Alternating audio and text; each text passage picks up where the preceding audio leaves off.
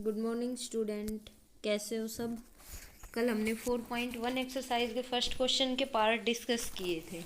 I think सबको समझ आ गए होंगे, और अगर फिर भी किसी को कोई डाउट हो तो पूछ लेना, ठीक है। चलो आज हम क्वेश्चन नंबर सेकंड के पार्ट्स करेंगे। सभी ध्यान से समझना, क्योंकि आज वाले जो क्वेश्चंस हैं ये सारे स्टेटमेंट टाइप क्वेश्चंस हैं। अगर आपको स्टेटमेंट समझ आई तो ही आप आगे क्वेश्चन कर पाएंगे, ठीक है। तो let's start. Question number second का पहले क्वेश्चन नंबर सेकंड देखिए क्या गिवन है। Represent the following situations in the form of quadratic equations. जो ये क्वेश्चन दे रखा है इसकी सिचुएशंस को देखते हुए, कंडीशन को देखते हुए हमें क्वाड्रेटिक इक्वेशन बनानी है, ठीक है। तो फर्स्ट पार्ट देखो। फर्स्ट पार्ट है the area of rectangular plot is 528 metre square. एक रेक्टेंगुलर प्लॉट है जिसका एरिया हमें गिवन है 528 मीटर स्क्वेयर, ठीक है। रेक्टेंगल सभी को पता है क्या होते हैं, जिसमें लेंथ और ब्रेड 2 डायमेंशनल शेप में होता है। The length of the plot is one more than twice its bread. जो लेंथ है प्लॉट की वो क्या है, एक ज़्यादा है, वन ज़्यादा है किससे, ब्रेड्थ के ट्वाइस से। तो क्या लेट करेंगे इसके अंदर, सबसे पहले हम ब्रेड्थ लेट करेंगे तभी हम लेंथ निकाल सकते हैं, क्योंकि ब्रेड्थ का ट्वाइस करके उसमें वन ऐड कर देना है। इसमें लिखा है we need to find the length and breadth of the plot. हमें लेंथ और ब्रेड्थ निकालनी है। तो सेकंड क्वेश्चन में, इस एक्सरसाइज में सिर्फ हमें रिप्रेजेंट करनी है, क्वाड्रेटिक इक्वेशन बनानी है, बस इसको आगे सोल्व नहीं करना है, ठीक है। तो देखो कैसे सोल्व करेंगे। फर्स्ट हम लेट कर लेते हैं, let breadth of rectangular plot let की is equal to x. Then length क्या हो जाएगी, and length of rectangular plot is, question में लिखा हुआ है कि लेंथ है वो ट्वाइस है ब्रेड्थ के ट्वाइस से, वन ज़्यादा है, तो ब्रेड्थ का ट्वाइस हो गया 2x, इससे वन मोर का मतलब 2x प्लस वन। क्लियर। अब इसमें देखो हमारे पास लेंथ आ गई, ब्रेड्थ आ गई। अब क्या निकालेंगे हम, एरिया। तो area of rectangular plot, area of rectangle क्या होता है, is length multiply by breadth. Length क्या हमारे पास 2x प्लस वन, और ब्रेड्थ क्या है x। तो ये बन जाएगी, जब इसको मल्टीप्लाई करेंगे x की पहले 2x से मल्टीप्लाई करेंगे, यह आ जाएगा 2x स्क्वायर प्लस x को 1 से मल्टीप्लाई करेंगे x। और क्वेश्चन में कंडीशन में गिवन है क्या, कि area of rectangular plot is 528 metre square. तो यहाँ से क्या बन जाएगा 2x स्क्वायर, क्योंकि हम निकाल चुके एरिया ऑफ रेक्टेंगुलर प्लेट क्या है 2x square plus x is equal to 528। सभी टर्म्स को एक साइड करेंगे तो ये बन जाएगा हमारे पास 2x square plus x minus 528 is equal to 0। This is the required quadratic equation. इन क्वेश्चंस में हमें आगे सोल्व नहीं करना है, सिर्फ हमें क्वाड्रेटिक इक्वेशन बनानी थी। ये हमारी क्वाड्रेटिक इक्वेशन बन गई है। चलो नेक्स्ट क्वेश्चन देखते हैं हम। सेकंड देखो, the product of two consecutive positive integer is 306। दो कॉन्जिक्यूटिव पॉजिटिव इंटीजर्स हैं। कॉन्जिक्यूटिव का मतलब समझते हो, लगातार पॉजिटिव इंटीजर्स। तो दो लगातार पॉजिटिव इंटीजर, उनकी प्रोडक्ट दे रखी है हमें 306। जैसे मान लो हम एक अगर पॉजिटिव इंटीजर मान लेते हैं, हम 11 है हमारे पास, एक पॉजिटिव इंटीजर है 11। तो सेकंड क्या हो जाए, क्योंकि कॉन्जिक्यूटिव का मतलब लगातार, इसके जस्ट बाद इंटीजर कौन सा आएगा 12। तो 12 कब आया, जब हमने 11 में 1 ऐड किया तभी आए ना 12। तो देखो ऐसे हम लेट करेंगे। अब हम लेट कर लेते हैं, let first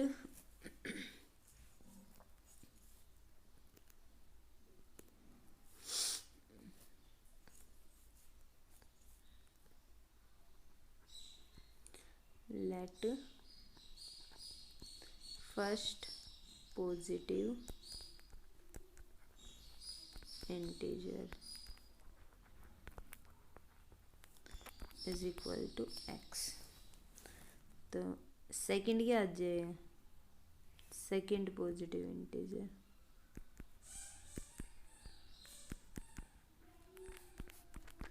is equal to x plus one, क्योंकि इसमें नेक्स्ट तभी आएगा जब हम वन ऐड करेंगे। Clear. Now according to question condition given है कि दोनों की प्रोडक्ट, तो x into x plus one, ये किसके इक्वल गिवन है हमें, ये गिवन है 306 के इक्वल। ठीक है। अब अंदर इस x की पहले इस x से मल्टीप्लाई करेंगे तो क्या आ जाएगा एक्स स्क्वायर, इस x की 1 से करेंगे तो x इज इक्वल टू 306। तो यहाँ से इक्वेशन बन गया हमारे पास x square plus x and minus 300। एक सेकेंड, इक्वेशन बन गई हमारे पास एक्स स्क्वायर प्लस एक्स, 306 को इज इक्वल टू किधर लिख के आएंगे minus 306 equal to 0। This is the required quadratic equation. Clear, समझ आया सभी को, सिर्फ हमें क्वाड्रेटिक इक्वेशन फॉर्म करनी थी। ठीक है। नाउ थर्ड पार्ट देखो क्या गिवन है। थर्ड पार्ट है Rohan's mother is 26 years older than him. जो रोहन की मदर है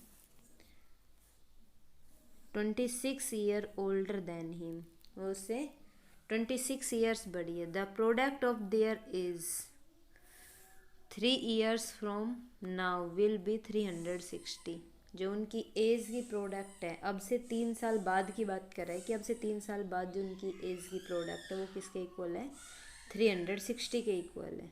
ठीक है। तो we would like to find Rohan's present age, Rohan की प्रेजेंट एज निकाल। लेकिन इन क्वेश्चंस में हमें सिर्फ क्वाड्रेटिक इक्वेशन बनानी, तो हम वहाँ तक सोल्व करेंगे। देखो कैसे सोल्व करेंगे हम। तो हम लेट कर लेते हैं,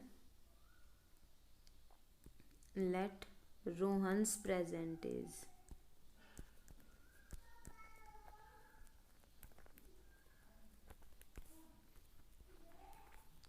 let Rohan's present is equal to x, then mother से एज क्या हो जाएगी, क्योंकि मदर की एज जो है वो 26 ईयर ज़्यादा है रोहन की एज से, तो ये हो जाएगी x प्लस 26। अब क्वेश्चन में कहा है कि अब से 3 साल बाद, उनके 3 साल बाद जो एज है उनकी प्रोडक्ट दे रखी है, तो पहले हम दोनों की 3 साल बाद की एज निकाल लेते हैं। तो आफ्टर 3 इयर्स रोहन से एज क्या हो जाएगी, रोहन से एज x प्लस 3। क्यों, सपोज करो अभी तुम्हारी एज कितनी है, मान लो 15 ईयर्स है, तो 3 साल बाद कितनी हो जाएगी, 3 ईयर्स ऐड करेंगे ना, 18। तो क्या कैसे आया ये, हमने 3 ईयर्स ऐड की इसमें, तो रोहन से एज कितनी होगी x प्लस 3। ठीक है। तो मदर से एज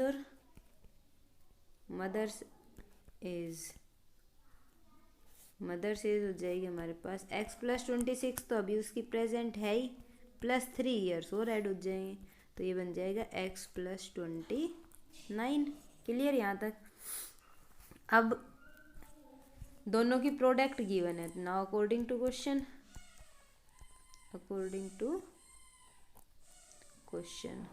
तो यहाँ से x plus 3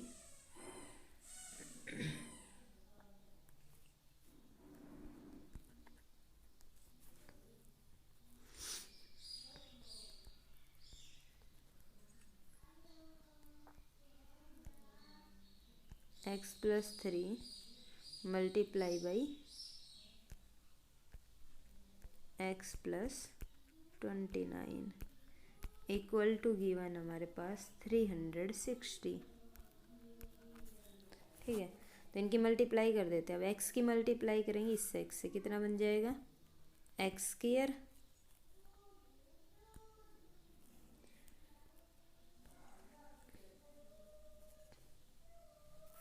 just weight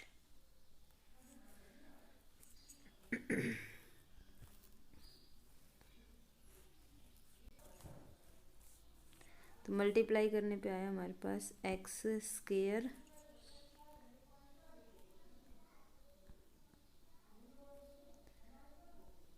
plus इस एक्स की मल्टीप्लाई करेंगे 29 से तो 29x प्लस 3 की मल्टीप्लाई करेंगे एक्स से 3x प्लस 3 की मल्टीप्लाई अगर 29 से करेंगे तो 3 9 जा 27, 2 3 2 जा 6 और 2 8 इज इक्वल टू 360। तो यहाँ से आ गया हमारे पास एक्स स्क्वायर प्लस 29x और 3x कितना हो जाएगा 32x प्लस 87 और 360 इधर आके माइनस 360 इक्वल टू 0। तो यहाँ से आ गया हमारे पास एक्स स्क्वायर प्लस 32x 360 में 87 सब्ट्रैक्ट करेंगे तो कितना आ जाएगा, माइनस का आएगा, 10 में से 7 3, यहाँ पे बच गए 5, 15 में से 8 7 और ये 2 2 73 equal to 0। This is the required quadratic equation. Clear, समझ आया होगा सभी को, ठीक है। अगर फिर भी समझ ना आए तो पूछ लेना बेटा, फ़ोन करके या मैसेज करके, जैसे भी आपको कंफर्टेबल हो, लेकिन ढंग से समझ के करना है, एक एक पॉइंट समझना है, ठीक है। अब नेक्स्ट देखो, नेक्स्ट पार्ट गिवन है, फोर्थ पार्ट लास्ट है, क्या है वो देखो, पहले क्वेश्चन की स्टेटमेंट ये गिवन है, a train travels a distance of 480 kilometre at a uniform speed. एक ट्रेन है जो यूनिफॉर्म, उसकी स्पीड फिक्स है और वो डिस्टेंस कवर कर रही है 480 किलोमीटर, ठीक है। If the speed had been 8 kilometre per hour less, अगर स्पीड को 8 किलोमीटर पर आवर, जितनी उसकी अभी स्पीड है उससे 8 किलोमीटर पर आवर कम कर दिया जाए, then it would have taken 3 hours more, तो वो 3 घंटे ज़्यादा लेती है to cover the same distance, उसी डिस्टेंस को, सेम डिस्टेंस मतलब 480 किलोमीटर डिस्टेंस को कवर करने में वो 3 घंटे ज़्यादा ले रही है। We need to find the speed of the train. तो देखो कैसे सोल्व करेंगे, सबसे पहले हम लेट करेंगे, let speed of train, let कर लिया हमने, लेट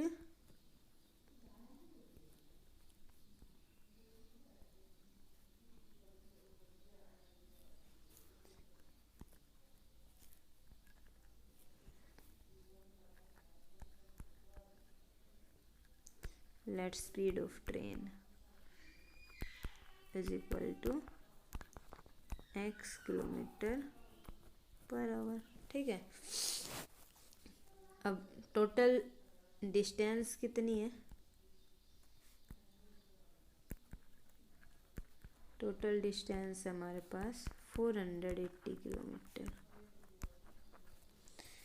क्वेश्चन में दे रखा है कि अगर स्पीड को 8 किलोमीटर पर आवर कम कर दिया जाए, पहले अभी जो टाइम ले रही है, जब स्पीड कितनी है x kilometre per our, distance कितनी है 480 किलोमीटर, तो टाइम क्या लगेगा, देन टाइम क्या आ जाएगा, क्योंकि हमने स्पीड का फॉर्मूला पढ़ा है डिस्टेंस अपॉन टाइम, तो टाइम का क्या हो जाएगा, डिस्टेंस अपॉन स्पीड। तो डिस्टेंस कितनी है 480 अपॉन स्पीड कितनी है x, इतने आवर्स, ठीक है। ये आ गया हमारे पास टाइम। तो अब जो क्वेश्चन के अकॉर्डिंग कंडीशन दे रखी है उसमें क्या कह रहा है कि अगर स्पीड को कम कर दिया जाए तो क्या लिखेंगे, if speed is equal to, जो पहले स्पीड थी कितनी x, उससे 8 किलोमीटर पर आवर कम कर दिया जाए, if speed is equal to x minus 8 kilometre per hour, then time कितना लगेगा, क्योंकि डिस्टेंस तो वही रहेगी, तो टाइम इसको हम t2 डिनोट कर देते हैं, और ये क्या आ जाएगा, speed distance 480 upon speed x minus 8 इतने आवर्स। क्या आ गया? अब देखो क्वेश्चन की स्टेटमेंट फिर से देखो। क्वेश्चन में दे रखा है कि वो जब उसकी स्पीड को 8 किलोमीटर पर आवर कम कर दिया जाता है तो 3 घंटे ज़्यादा लेती है। इट मीन्स ये वाला जो टाइम है हमारे पास, जब स्पीड कम हो गई तो ये वाला टाइम ज़्यादा है पहले वाले टाइम से। कितना? 3 आवर्स। ठीक है, तो इसमें से हम पहले वाला टाइम सब्ट्रैक्ट कर दें according to question. 480 divided by x minus 8 minus 480 divided by x is equal to कितना? 3 आवर्स। ठीक है, यहाँ तक समझ आ गया होगा सभी को। अगर फिर भी समझना है तो पूछ लेना। अब देखो x माइनस 8 और x दोनों का एलसीएम क्या आ जाएगा? x minus 8 into x. यहाँ से x माइनस 8 से x माइनस 8 कैंसिल आउट हो गया, क्या बच गया? x 480 से मल्टीप्लाई हुआ 480x minus x cancel out हो गया, क्या बच गया? 480 इंटू में x माइनस 8 इक्वल टू 3। फिर से अब इसकी सिंप्लीफाई करेंगे। 480x माइनस 480 को x से मल्टीप्लाई करेंगे 480x माइनस माइनस ये प्लस हो गया। 480 को 8 से मल्टीप्लाई कर दो तो 0 8 8 जा 64 8 4 जा 32 और 6